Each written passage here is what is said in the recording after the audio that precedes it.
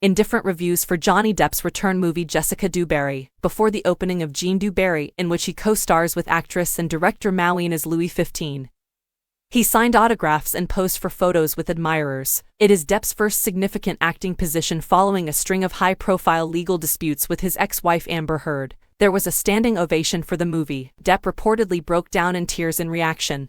But the reviews from reviewers have been less enthusiastic. The French-language movie is about a woman who was born into poverty and ended up being the last mistress of the French king, and she is portrayed by Maureen. However, the choice to invite Depp to the event has generated controversy, which has caused the hashtag #CansYou to gain traction on social media. He was dropped from the Fantastic Beasts franchise 3 years ago after losing a libel case with a newspaper which called him a wife-beater. Last year he won a defamation case against Heard after she called herself a victim of abuse in the Washington Post. On Monday, festival director Thierry Frémaux said he was not interested in Depp's legal woes, adding, "I am interested in Depp the actor." Speaking at a press conference to promote the film, Depp told journalists, "I don't feel boycotted by Hollywood. I don't think about Hollywood. I don't need Hollywood." Steve Pond, of The Wrap, said the first night of Cannes saw a battle between a movie and a lot of stuff that didn't have much to do with the movie. And the movie, Jean Dubarry, just wasn't strong enough to put up much of a fight. Perhaps the film needed that controversy to be noticed, he suggested. "It is a movie that just isn't potent enough to grab any headlines on its own,"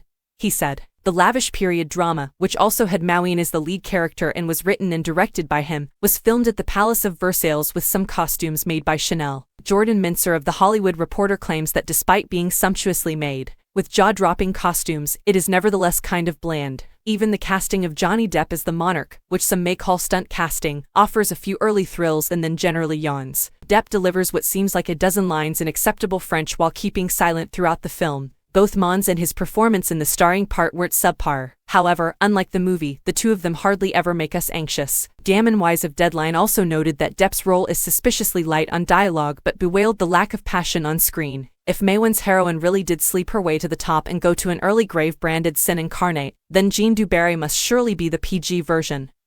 He wrote, awarding it 3 stars. The Guardian's Peter Bradshaw praised the watchability of the film and spectacular casting of Depp. But Louis and Jean are not entirely credible as a love story, perhaps because of the cynicism in which they are both complicit and perhaps because the performances are a little opaque. He continued, "It's an entertaining spectacle, only partly aware of its own vanity." Variety's Peter Debruge said the decision to cast Depp felt apt, for there must be a palpable power differential between Louis and his latest infatuation. For his part, Depp delivers his lines in well-turned French, wearing fine powder and a stiff white wig, and yet he seems strangely uncomfortable in the role. "Adequate but not especially engaged," he added. Depp's the kind of player who delivers practically every performance with a wink, so it's odd that even when his Louis is actually supposed to be winking, the sparkle isn't there. That curious lack of complicity saps the chemistry we crave between the two leads. However, Raphael Sales-Ross of The Playlist described Depp as very American, very misplaced in the film where his French accent is almost as distracting as his distorted makeup. If it wasn't for the highly publicized scandals that envelop Jean Dubarry, it is likely the film would make a swift turn from the red carpet into ostracism. And while the hubbub certainly delays the process, it will do little to prevent Maureen's dire latest from the merciless hands of oblivion, she added.